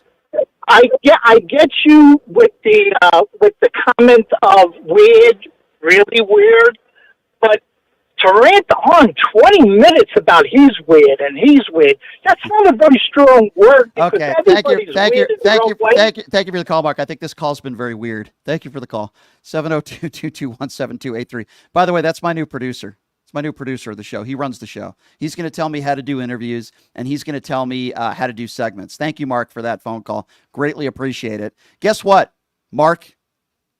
I don't go on this radio show to appease everybody. And I don't go on this radio show to make everybody happy. And I don't go on this radio show to agree with everything that a Democrat says or a Republican said. I'm on my own person. And if people want to be angry at me for not shouting at a guest that I have on or not disrespecting a guest, then you can go ahead and you can do that. I don't care. I am not here to make everybody happy, and I am certainly not here so that everybody could agree with everything that I do, because I don't do an echo chamber radio show. I never have, and I never will. There's a way to do pushback without insulting people, and when somebody takes the time to come on this show, so long as they're not insulting me or disrespecting me, I'm not going to disrespect them. I had a Trump surrogate on a few weeks ago. We got into a shouting match. I don't want interviews to get to that point. Maybe you do. Maybe some people on YouTube do. Maybe sometimes it's more entertaining. But I'm not going to yell at someone or disrespect someone, even though I might disagree with someone, if they're respectful to me. I don't do a show to appease everybody on the left. That's not what I do here. I do a radio show. I give you my opinions and my take on everything. And I don't want people to agree with me 100% of the time. That's not fun.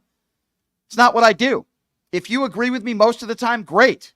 Quite frankly, I'm glad that you disagree with me today. Quite frankly, I'm glad that the people that normally agree with me on everything might disagree with me on some things today. That's the way I want it. Because I'm not here to appease one side, Democrat or Republican. I'm not here to make one side happy. I'm here to speak my mind, be opinionated, tell the truth, call out lies. And if somebody says something that I disagree with, I'm going to call them out for it. It's why when she said family man, I took a step back and I said, well, wait a second. A lot of people wouldn't consider Donald Trump a family man. And then she said the same. I'm not going to debate her and argue her over that point. She gave her side. I gave mine. I'm not here to make everybody happy. And I'm certainly not here for everybody to agree with everything that I say, Mark. And I'm sorry you don't have a sense of humor. And I'm sorry you didn't like the whole weird thing. But a lot of people on social media actually thought it was funny. Sorry you didn't, Mark, but the show isn't designed just for you. 702-221-7283 is the number to call. It's funny. Some people who call into the show, they think the show is only for them. It's not for anybody else. It's only for them. Guess what? It's not. It's for everybody. Let's go to Doug. Doug is next up on PTL. Hey, Doug, what's going on? Yeah, I tried calling once before. I'm a 23-and-a-half-year veteran from the U.S. Army, and I was drafted in 1969. Thank you for your service. My question, and unless I've been convoluted by Republicans, my question is, didn't, during Donald Trump's time, North Korea develop nuclear weapons and the missiles to send them? And I don't ever hear that being talked about.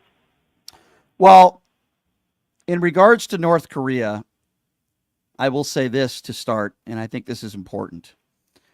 Donald Trump was writing love letters to the evil, murderous dictator in Kim Jong-un. Donald Trump likes to make the case that he can just pick up the phone and an evil dictator like Vladimir Putin will just withdraw from Ukraine. So Donald Trump has no credibility when it comes to foreign affairs in any sense of the word. I don't trust Donald Trump. I don't trust any of, listen, look at the people that he's spoken with just recently. Victor Orban. Oh, I absolutely yeah, agree. Victor Orban. I mean, it's a joke. It's a joke. So, there are plenty of MAGA Republicans out there that believe that when Donald Trump is president, there won't be any wars and this is all Joe Biden's fault. But, they can't spell the word fact. They don't know that Hamas has been around since the mid-'80s, a terrorist organization. They don't understand that Vladimir Putin has been a threat to the world from day one. And the reason, I was just wondering why that wasn't a talking point. Well, I think it should be on a debate stage. I mean, I think Kamala Harris should bring some of this stuff up. I think it's a very fair point, and I think it should be brought up more. There's so much, though. Doug. There's so much. I've done 2 tours in North Korea, and I mean, right on the border. Yeah. And there was no problem when we were supported by good presidents, and then all of a sudden we get somebody that wants to surround himself with dictators, right, and takes up that ideology, and then wants to say that, we are friends, we wrote love letters. Yeah, well, he's making nuclear bombs to destroy us. Agree, but good point. But if you talk to MAGA Republicans, they'll say that there was peace and he had this loving relationship with Kim Jong-un and Vladimir Putin. It's a joke. And, we need to hear more from people like you, sir. Thank you so much for your service to this great nation. And your opinion certainly matters a lot more than a Donald Trump, that's for sure. I'm with you, my man. And you said it best. He's hanging out with all these evil, murderous dictators. Should we be surprised what's taking place here? But they want to blame Joe Biden. They want to blame Joe Biden for Hamas. They'll blame Joe Biden for this attack, this Hezbollah attack. They'll blame Joe Biden for their hangnail. But Donald Trump, he's perfect. Let's forget about COVID being created. He was tough on China, yet COVID was created in a Wuhan lab when Donald Trump was president of the United States. They seem to forget about that. Let's go to Julian. Julian is next up on PTL. What's up, Julian? Hey, not much, Brian. How you doing today? Good, man. What's going on? Man, I really wish I could have hopped in and asked her when that partisan hack was saying that things were peaceful under Donald Trump. I really wish I could have asked her if, pulling out of Syria without consulting our generals, resulting in the death of 50,000 Kurdish, if that was peace, or if releasing 5,000 Taliban fighters without consulting the Afghani government, if that was peace. Mm-hmm. Yeah, no, that's a really good point. That's a good point. I mean, listen, obviously I disagree with that premise that we had all this peace in this country under Donald Trump. Last I checked, January 6th happened under Donald Trump. We had a lot of, I guess you could call it racial divide in this country. Of course, George Floyd, and that caused some serious problems. And to say that we had world peace and even peace in this nation under Donald Trump is absurd. And then in terms of Donald Trump being a family man, an area where I do wish you had brought up, in obviously a way that, how as a professional radio host, is the reason why you're on the radio and I'm not, because I'm obnoxious and you know how to actually handle yourself. I can be obnoxious too. Wait. Yeah, but you have a semblance of control, and that's the difference between the two of us. Can I ask you about? I want to ask you about that real quick because you've been listening to me for a while. I've been doing radio for 22 years, and I try to make it very simple for people to try to understand, which is, if somebody disrespects me, a guest, then I am going to push back and I'm going to defend myself. And we had a Trump surrogate on a few weeks ago. It didn't go very well. She was very disrespectful to me. But if somebody takes the time to come on and they're respectful to me, even though I might disagree with everything that they might say, I'm still going to be respectful to them because I appreciate them taking the time to come on. Now, that's how I do this radio show. If people don't like it, then, I don't know what else to say. No, 100%. Now, I do think that there is an aspect of pushing back in a respectful manner, and I know that I personally, when I go on TikTok lives and stuff, that when I'm talking with somebody in a civil manner, that sometimes I can let stuff slip that I otherwise might not when I'm in rage mode. Sure. But with that said, circling it back to the partisan hack, when she said Donald Trump's a family man, besides all of the stuff, I think there's a perfect time to bring up, oh, really? Because according to his nephew, Donald Trump said that he should let his grandnephew die. Yeah. This happened. Are those the words of a family man to say of course our family member's disabled? Well, of course he's not a family man, and that's why I quickly just brought up facts, not hearsay. That he's cheated on every single one of his ex-wives, and he hasn't been faithful to one of them. I don't think that's a very good family man, and that's why I brought that up. Listen, obviously, I could go back and forth with her on that, with her take, which I think is ridiculous. He's the opposite of a family man. We know that, and it's good to hear from you, Julian. I appreciate the phone call. 702-221-7283. Let's go to Carl. Carl is next up on PTL. What's up, Carl? Hey, Brian. How you doing? Good. Listen, I want to try to get something straight. I'm sick and tired of hearing people saying that Harris is the border czar. Well, let me try to set people straight on that. The border is in charge of the Department of Interior. The vice president has nothing to do with it. The Secretary of the Interior is the border czar, handles all border problems. The vice president never does and has no control over the border. Right. So they call her calls her the border czar when she has nothing to do with the border. It's the Secretary. Let's call Donald Trump Interior. the border bill killer czar. Let's call Donald Trump that. I mean that's what we should be calling Donald Trump, the border bill killer czar. That's what he is, because that's why this border bill wasn't passed. Yeah.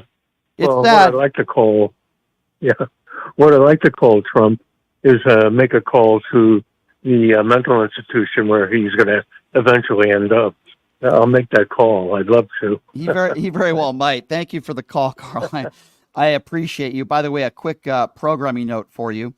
Ken Martin's going to be joining us on the show tomorrow. He's the chair of the Minnesota Democrat Farmer Labor Party and the vice chair of the DNC. And he's in Vegas this week doing a rural county tour. And we're going to be having him on the show tomorrow. And he's going to be getting reaction to J.D. Vance's visit to Nevada. So Ken Martin's going to be joining us on the show tomorrow, vice chair of the DNC. Vice chair of the DNC joining us on the show tomorrow. 702-221-7283. Beverly is joining us next on the show. Hi, Beverly. What's going on? Hi, how are you today? Good. What's on your mind? I enjoy listening to your program. Thank you. And you give everybody an opportunity to say, give their opinion. Sure. I have been paying attention to the former president, and I'm going to say former president. I'd like to say something else, but I'm going to be nice. I hear you.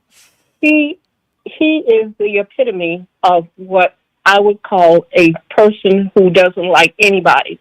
He is, just to use the word racist, doesn't even cover it. He reminds me of someone like Jim Jones or the other guy who has all of these people following him. And I want to know, are they going to drink the Kool-Aid when he says, okay, it's time to drink Kool-Aid? Because they need to wake up. That word woke, they don't use it enough. They're the ones who need to be woke. This man is telling them what he plans to do. Mm-hmm. And he is not for democracy. He is for living in a country like Russia. Mm-hmm. Now, for those who like that, maybe they ought to go to Russia or to Korea.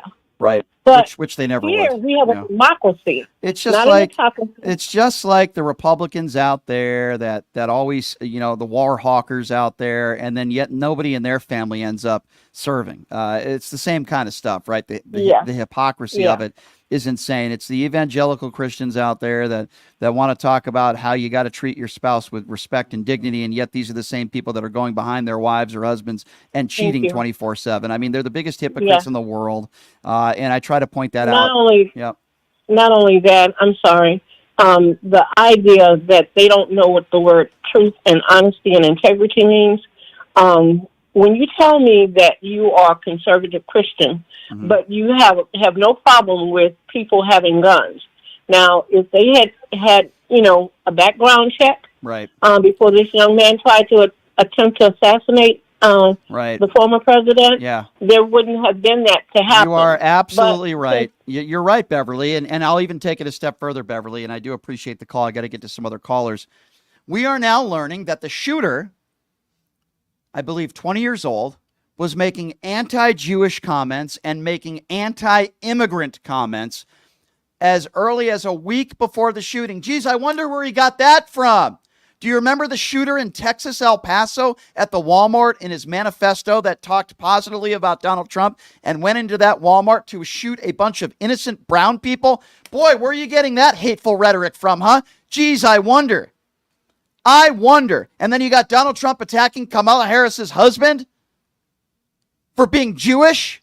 You got him on a radio show this morning saying that Kamala Harris hates Jews, agreeing with the host, saying that her husband is a crappy Jew. And then we wonder why these people do these crazy things.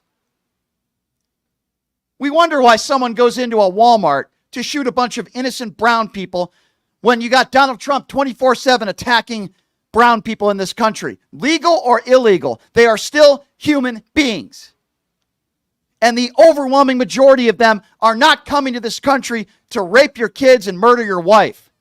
Is there a very small percentage of these people that are bad people? Yes. And I don't want them in this country. And most reasonable people would say the same thing. But to say that they're bad, they're rapists and they're bad people, and I suppose some of them are good people, is the reason why you have some of these crazy deranged lunatics shooting people. And you have blood on your hands if you support Donald Trump's hateful rhetoric. You have blood on your hands. You're no better than Dana Loesch or the NRA. You have blood on your hands. And we need to call out this hateful rhetoric and stop attacking people because of what they look like. I've had it. 702-221-7283 is the number to call. Let's go to Amelia. Amelia is next up on PTL. What's up, Amelia? Hey, Brian. It was good timing. I just listened to you. Here's the deal. Straight up. Sociopaths.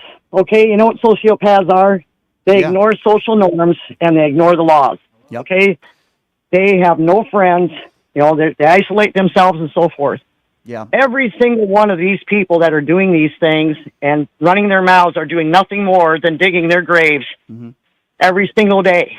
Yeah. And you know what? I'm glad that they're doing it because if you've never either, they talk your mental health. Yeah. Okay, I think it's very important, and I'm glad that they do talk about mental health more and more because we need it. We certainly need it when it comes to anybody registering for, any kind of a weapon. I don't care who you are, and I'm a veteran, okay? Yeah. And so, they got to be. These are people that they're being called out just by opening up their mouths. They really are. Every single time Donald Trump opens up his mouth. I mean, what is J.D. Vance, saying in Vegas today? I'll find out. But every single time they open their mouth, they're saying something stupid. I mean, I have to repeat this again because it's important. Yeah. Donald Trump was on a morning show with this moron radio host who used to be the co-host to Don Imus, who was a racist pig. This guy Rosenberg calls Harris's husband a crappy Jew. And what does Donald Trump do? Does he do what a normal, decent human being would do and be like, listen, I disagree with their policies, but I'm not going to attack them because of their religion? No, Donald Trump agrees with the host. And then I'm taking it out of context. I have the actual quotes from Donald Trump on this show this morning. I mean, you really can't make this stuff up. You really can't. It's sad. It's sad. It is, and that's the other thing too. Sometimes when I hear all this and everything, I feel sorry for him. But the other hand, it's like I can't believe that they would fall for this stuff. But that's where mental health comes into play. There's a lot of suckers. I think a part of it is mental health. I think a part of it is stupidity. I think a part of it is people are more capable today. They're more capable today than ever before of being brainwashed. I mean, there are still millions of people that probably believe Alex Jones when he says the Sandy Hook shooting didn't happen. There are people out there and I spoke to some of them over the weekend. There are people out there that actually believe that somehow this assassination attempt was an inside job. They believe 9/11 was an inside job. Listen, I'm not saying that we should always believe our government, but there are so many people out there that are so brainwashed and unintelligent. And when you're a stupid person and you could easily be brainwashed by a Newsmax or an OAM or an orange turd named Donald Trump, then it's very dangerous for the country. Thank you for the call, dear. 702-221-7283 is the number to call. Let's go to let's see, who are we going to next here? Let's go to Davenport. Davenport is next up on PTL. Hi, Davenport. What's on your mind? I was just calling because I was thinking about if they were to finally release all of the information on the Jeffrey Epstein case, Yeah. that would give them a big view into the real Donald Trump. Well, I want to add, think you're right. I want to add to that, Davenport. So when Donald Trump is asked, do you want to release the records of the John F. K. Assassination? He says yes. Do you want to release all the records of what took place on 9/11? He says yes. But the only thing he doesn't want to release, and he said this in interviews, by the way, he's been challenged on this, is the Jeffrey Epstein case. Now, why is that? Well, in the Maxwell trials, we learned that Donald Trump was on that flight list 7 times. 7 times, okay? There's a reason why Donald Trump doesn't want that exposed. I personally believe that Donald Trump sexually assaulted young girls. I believe that. I believe that. He hung out with him more than once. This wasn't just a photo op. He's been on that flight 7 times. I believe Donald Trump was with underage girls. I absolutely believe that 100%. And that's why Donald Trump, why else would Donald Trump not want to release those records? Why not? Oh, well, Brian, maybe he has some friends. Well, you know what? Then you had some pretty bad friends. That's bad enough. Donald Trump doesn't want those records to be released. I feel exactly the same. Yeah. Yeah. Well, you know what? The first thing I'd want Kamala Harris to do would be to release those records. That's what I would want. Me too. Yeah. I mean, I don't know if she would do that, but that's exactly what I would want. So, you know, it's a good point. We know who Donald Trump is regardless. It's so funny because these right-wing turds that go on social media and they show fake pictures of Kamala Harris with Jeffrey Epstein, and some people are so dumb that they believe it's a real picture when the actual real pictures are of Donald Trump, multiple pictures hanging out with Jeffrey Epstein. In fact, he was asked about Jeffrey Epstein back in the day in an interview, and he had nothing but nice things to say about him. Yes, I remember that. Yeah. So we need to call that out. It's a very good point. And we need to keep calling out until November. And I hope November, when he loses, we don't have to talk about Cheeto Jesus anymore, because quite frankly, it's exhausting. But I got to keep doing it for the next 4 months because we got to make sure that Kamala Harris gets into the White House as the president. Yes, we all need. Yeah. We all need to do our part to keep all his discrepancies in the forefront. That's right. We need to keep Donald Trump, the orangutan, out of the White House. Thank you for the call, Davenport. I appreciate you. Thank you so much for calling in. I remember when Bill Maher called Donald Trump the son of an orangutan, and then Donald Trump was going to sue him and then tried to sue him and then dropped the lawsuit. That was wild. 702-221-7283. Let's go to Vivian. Vivian is next up on PTL. Hi, Vivian. Hi, Brian. How you doing today? Hey, good. What's on your mind? Okay, when I was listening to the show, I was like everybody else, is this a Trump ad or what? Because the lady kept going on and on and on, and you didn't interrupt her. And I understand why you didn't, because it really is a waste of time, because they just sit up there and they lie and lie and lie. And if you did that, you would have spent the whole time of the interview denying everything she said. Right. So you really have to wait until she's off the air, and then you say, that's a lie, that's a lie. And you did try and push back, so I do appreciate that. Well, I'm glad you saw that. Thank you. I don't know. We got a caller that said there's some people on YouTube that are angry at me. I guess you could just join the club then and put your name on the list. A lot of people that are angry at me, but you know, I'm not going to change what I do. You know, so no, it was just like if you just turned into it, all you just heard is her talking and talking and talking and talking, and you didn't jump in. Right. So it's like, am I listening to Brian's show? Did I pick the wrong channel? What? So that's what it was. Sure. But at first, when Trump and they try and twist this up in the press so in reference to justifying what he say, so we're supposed to justify that. But when he's with a world leader, and if he says stuff, we're supposed to justify the stupid stuff he says then too. Yeah. We got to be able to rely on what our president or our officials are telling other people. Just the same way, remember when he made that conversation with one of those state heads, and he told the people, everybody get out the office, he didn't want nobody to hear? Because he says creepy stuff. I'm going to go with your thing, weird. They're weird, they're doing weird things, and everything they're doing is weird.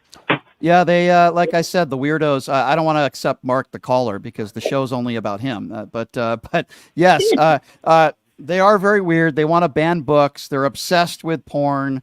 You got Mike Johnson, the House Speaker, who oversees what type of porn his son watches. That can't be more creepier than that. They're a bunch of creeps like Matt Gaetz, DUI Venmo Matt Gaetz. They're weird. Yes, they're very strange people. Donald Trump is very weird as he stands up on a stage with his 8 layers of orange makeup and his 4 hair transplants, and he goes up there gloating about how he's this physical specimen when he's morbidly obese. These are very, very weird people, and these are very weird times we're living in, Vivian, and I do appreciate hearing from you, dear. Thank you so much for calling in. Yes, they're weird. 702-221-7283. Let's keep calling them weird because they hate it. Who's next here? Armando is next up on PTL. Hi, Armando. Thanks for calling. Hi, Brian. Look, you keep calling Putin a murderous dictator. First of all, he's not a dictator. In the government of Russia, they have the Duma and all that. It's like authoritarian and all that. But a lot of countries in the Eastern European countries, like Orban, but you don't think I don't know what you call a murderous dictator. You don't think Putin is a dictator when anybody? No, he's not a dictator because he cannot. If the people in Russia, the Duma, and they don't like what he's doing, he's out. Okay, but hold on a second. It's not that easy. So first of all, I know people that live in Russia, and if you're having a conversation with your family or anything you say on even social media and you criticize Putin in any way, either two things are going to happen to you. Either you're going to go to jail or they're going to kill you.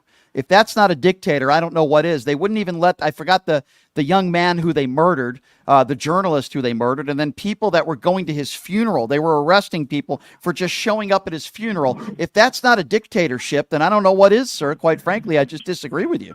No, because a dictatorship means you have full power. He doesn't have full power. There's a lot of people there. Then who that does? Are against him. Who does? A dictator is like Hitler, right? He's not Hitler. He's pretty close to it, in my personal... No, he's not. Okay, so who has more power in Russia than Vladimir Putin? Give me one person. That I can think of? I don't know. So you don't know one person that, in your opinion, that has more power than Vladimir Putin, yet you're claiming on this show that all these people have more power. No, look, it's a lot different. You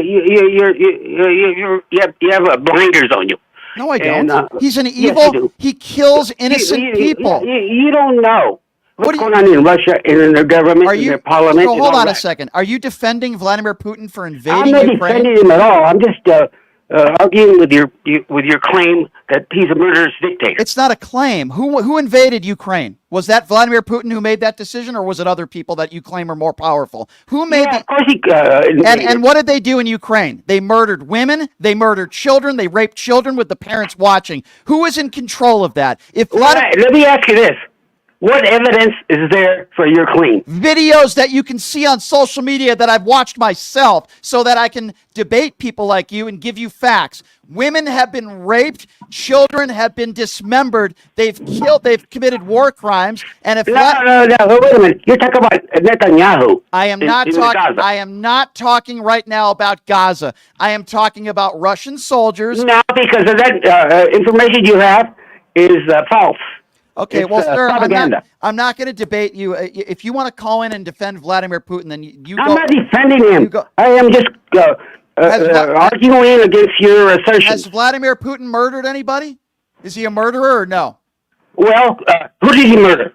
I asked the questions now. No, you haven't. So I'm saying, who did he murder? I'm asking you a question, and if you don't know the question, I don't know who he murdered. Okay, so you don't know if he's murdered anybody, and you don't either. No, yes, I do actually, because he invaded. What did he murder then? He invaded Ukraine, and tens of thousands of people in Ukraine have been murdered. What the hell's wrong with you? What is wrong with you? Cut it down. Hey, dummy. Yes, that's what you are, because you sound like Tucker Carlson. Vladimir Putin invaded Ukraine. Tens of thousands of innocent parents and children have been murdered in Ukraine. There are videos showing kids dead on the streets. There are witnesses that have said that soldiers have raped women while the husband was forced to watch with their kids. Witnesses, and there are videos of murders of innocent people on the streets in Ukraine. And the person that is ultimately responsible for allowing this to happen is Vladimir Putin, who gave it the go to invade Ukraine. There is nobody in Russia that is more powerful right now than Vladimir Putin. And even the idea that you would claim that there are tons of other people out there that are more powerful than Vladimir Putin is asinine. It's ignorant, and you have no idea what you're talking about. Vladimir Putin is an evil dictator. Joe Biden was right when he said it, and you can go ahead and take Donald Trump's side because Donald Trump has never called him a dictator. So I don't know, sir. You tell me. I'm looking for arguments. And are you a Donald Trump responses. supporter? Are you going to be voting for Donald Trump in November, if you don't mind me asking, sir? Hell no. So you're not voting for Donald Trump, but yet you're taking the side of so many Republicans. I'm not taking a side. I'm making an argument. But your claim was that he's an evil dictator. And you're saying that Vladimir Putin is not I got it. Claiming that it's not true. Okay, you're right. Vladimir Putin's not a dictator, even though he just invaded Ukraine and tens of thousands of innocent people have died. I don't know what your definition of a dictator is, but you ask me, if you go in the dictionary and you look up the word dictator, Vladimir Putin would absolutely be the definition of an evil, murderous dictator who kills his own people and kills others and invades another country. I don't understand why you would even have that debate with me. It's very bizarre, sir, but thank you for the call. Who do we have next here? 702-221-7283. Let's go to Debbie. Debbie's going to be our last call today. Debbie, I got about a minute for you. How you doing? I'm good. I love your program. Thank you. A couple of things. First, I have been saying for years that it would be easier to teach a monkey how to drive than to reason with a Trump supporter. That's true. That's true. After the weekend I've had, I'm going to go buy a monkey. I mean, seriously. That's true. As for the lady who thinks she knows what God thinks, Yeah. who God supports, Yeah. She's not with, I don't know what God she's praying to, but it ain't mine. Yeah, it's not mine either. I'm with you on that one. Yeah, I'm with you there. And then 100%. And then J.D. Vance, my youngest son, does not want or have children, Mm-hmm. but he would lay down his life for his nieces and nephews. Mm. How does Vance? Such a great point. Yeah. I don't get it. Such a great Well, point. What of would you course, say I don't about all the brave men and women in uniform who served this country honorably? And listen, I know JD served as well, so anybody should know this. It should be him. Not everybody who serves in our military has kids. So should they be taxed more and their voices shouldn't be heard as loud as those who have kids? My dear, it's the dumbest thing I've ever heard in my life, and great points that you make, and I appreciate your call. Thank you so much. All right, quickly, before we go, I know there's a lot of people that support this show. There's a lot of people that continue to and listen every day, and I appreciate all of you very much, even my MAGA supporters. But we are an independently owned show. What does that mean? It means that we're like public radio. We rely on contributions, and we rely on people like you. So if you want to get involved to keep this thing going and help us out, here's how you do it. It's very simple. Check out the website. It's fairly new. It's only been around for a couple months. It's pushingthelimits.live. Again, that website is pushingthelimits.live. You can sign up for my free newsletter. Look around. It's a new website. We got some stuff up there. And how could you get involved and contribute? Well, if you want to buy merchandise, we do sell merchandise on there, which is awesome. If you don't want to buy merchandise, there is a contribution button where you can donate. And a portion of the proceeds will be going to the Diabetes Foundation and to our veterans. Doesn't matter whether it's $5, $10, whatever you can afford. We appreciate a great deal. And that's what keeps us going here. So pushingthelimits.live. Check out the merchandise. Check out the donate button if you want to donate a few bucks, whatever you can afford. We greatly appreciate it. And because of good people like you guys out there that listen every day, it gives us the opportunity to be able to do what we do every day. And appreciate that. So tomorrow on the show, the vice chair of the DNC is going to be joining us. His name is Ken Martin. Boy, am I going to have a lot of questions for him. So he's going to be joining us on the show tomorrow. And Ron Quince, who is running as a congressman, he used to be a Republican. He is now an independent. He's going to be joining us in studio, and we're going to be taking some phone calls as well. Thank you for joining us, everybody. Check out my new website, pushingthelimits.live. Contribute whatever you can. We'll see you tomorrow, same time, same place. Have a great day.